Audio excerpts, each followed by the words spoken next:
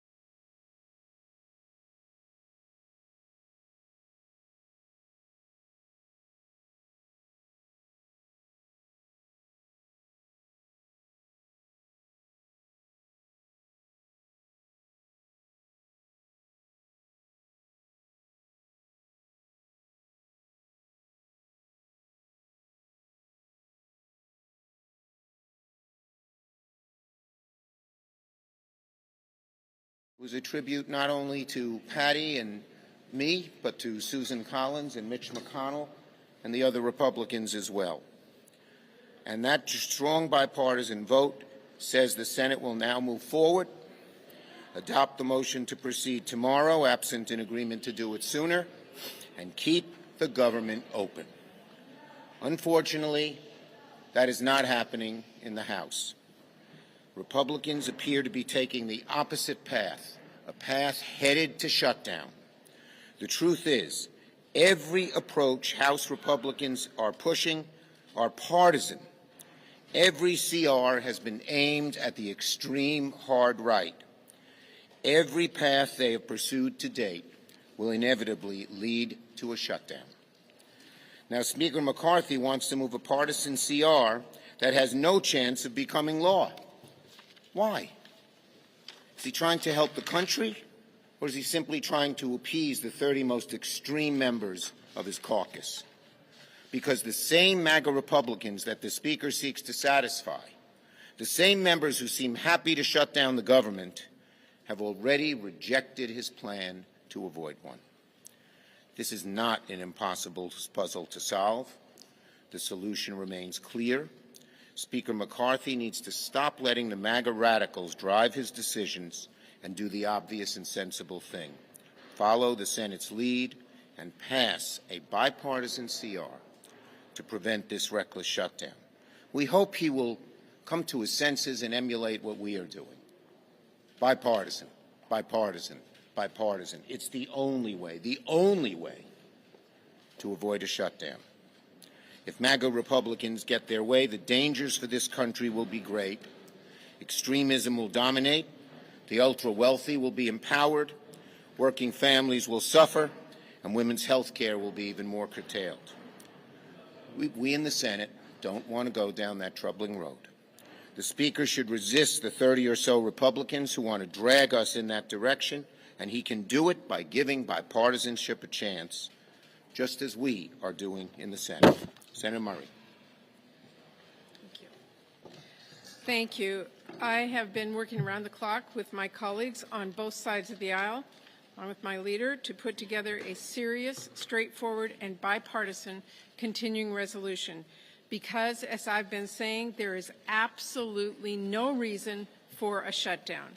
And we showed that yesterday by voting overwhelmingly last night to move forward with this legislation. Let us be clear, this is a bipartisan bill that we wrote to make sure it could pass the Senate, pass the House, as long as it was brought up for a vote. And we wrote it so we could begin to address the urgent issues facing our country and avoid a reckless government shutdown while we work to pass our 12 bipartisan appropriations bills here in the Senate.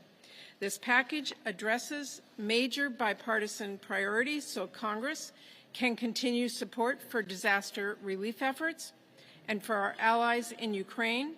It will prevent a pay cut for our heroic wildland firefighters.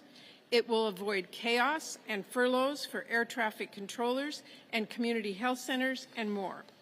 This is a meticulously negotiated bipartisan bill that can be signed into law as soon as it's passed. And if any senator or extremists in the House wants to force a shutdown, make no mistake, working Americans will pay the price. And by the way, a shutdown will be far more costly than simply keeping the government open. Not only would a shutdown be devastating for our economy and jeopardize our credit, it will also cut off paychecks for our military, for our border officials who are stopping fentanyl, our firefighters, and so many other public servants who are counting on that paycheck that they earned to make ends meet, not to mention the millions of contractors who work with government agencies as well. A needless shutdown would cut off parents and kids from childcare they rely on through Head Start, patients from NIH trials and community health centers, small businesses, farmers from loans they need to get by, and that's just the tip of an iceberg. So let's be clear, the most expensive outcome here is a government shutdown. Now, I get there are still a few senators who don't care for what's in this bill. You can never make anyone happy, but there is no reason for any senator to weaponize Senate procedures and force a totally unnecessary shutdown. And there is no reason for the House to not take up this bill either. If you don't like the bill, vote no. Every single one of us has been in that position before. But do not force the entire country into a shutdown that will cost billions of dollars, undermine our economy, undermine our national security, and hurt families just because you disagree with the vast majority of your colleagues. That is not a serious way to govern. It is not responsible.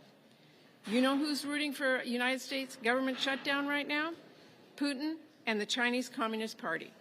It is time for every member of Congress to step up and show some leadership. There is no reason we should not be able to pass this bill and avert a government shutdown. None. So let's get it done. Thank you very much. No. Okay, I just want to say a word about the Menendez indictment before I take questions. Like you, I was just deeply disappointed, disturbed when I read the indictment. Look, I've known Senator Menendez a very long time, and it was truly, truly upsetting. But we all know that for senators, there's a much, much higher standard. And clearly, when you read the indictment, Senator Menendez fell way, way below that standard.